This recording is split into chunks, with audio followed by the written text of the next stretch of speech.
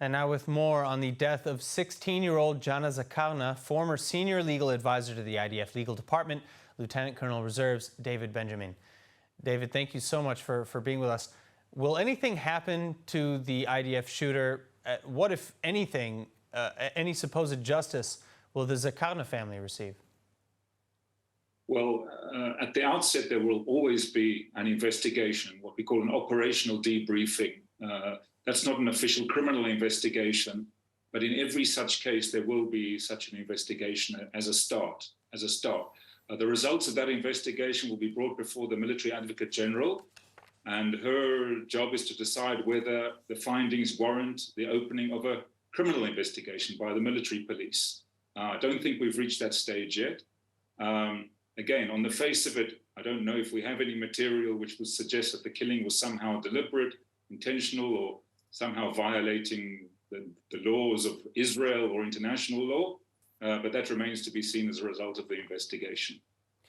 Now, I mean, it's my understanding that Israel goes through great lengths to reduce the number of potential civilian casualties. We know of the roof knocker bombs. We know of dropping pamphlets from above before certain strikes. Did that not happen in breaking the wave? Is that not occurring? Well, this is a very different situation. Actually, the legal situation that applies here is that which was addressed by the Israeli Supreme Court back in 2006 on what's known as the targeted killings judgment, which set out the circumstances under which terrorist operatives may be lawfully targeted. And actually, the court ruled that in situations like this, where arrest is feasible, then actually terrorists may not be targeted. So I would say it's quite obvious, if that's the standard, that terrorists themselves may not be killed unless arresting them is not a feasible option. Then certainly civilians may not be harmed. That goes without saying.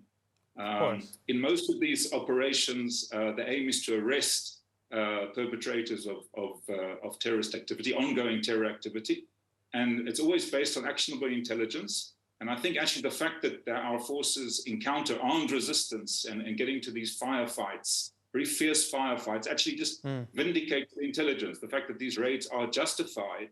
Of course, they do have tragic results, and that's maybe a statistical probability because they take place invariably in highly populated urban areas. Right. So the United States now and the international community as a whole is calling for more accountability, quote unquote, similar to the calls after the death of journalist Shireen Abu Akleh.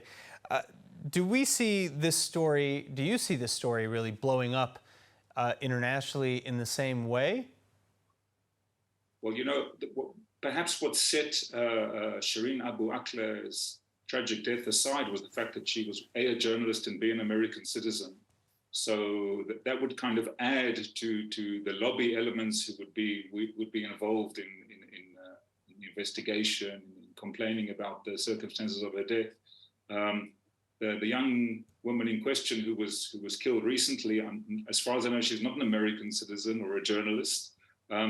She unfortunately falls into the statistic of innocent people, assuming the Palestinian version of events is true, that she was just going up on the roof to look for a pet. She falls under that very tragic statistic of civilians who get caught up in crossfire or just in the wrong place at the wrong time, but probably won't be subject to the same level of interest and scrutiny as the case of Shireen Abu Akleh. All right, now Ramallah wants the United Nations to name Israel on its child-abusing blacklist, and the United Nations, based on previous rhetoric, even from UN Secretary General Antonio Guterres, seems keen to listen. What do you make of this?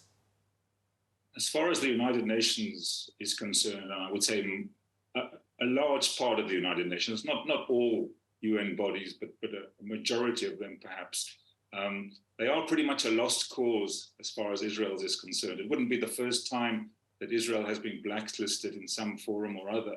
Of course, it would be very rich for the Palestinians to be proposing that blacklisting, considering the fact that there are plenty known documented instances of children being abused, recruited, used in all sorts of ways for military purposes and terrorism purposes on the Palestinian side, as human shields and as actual military operatives. But there really is no end to the cynicism of these bodies. So I wouldn't be surprised if that were to occur. Of course, I hope it doesn't. It just adds another level to the delegitimization of Israel, which is occurring all over the place. All right, Lieutenant Colonel Benjamin, thank you so much again for joining us. Pleasure.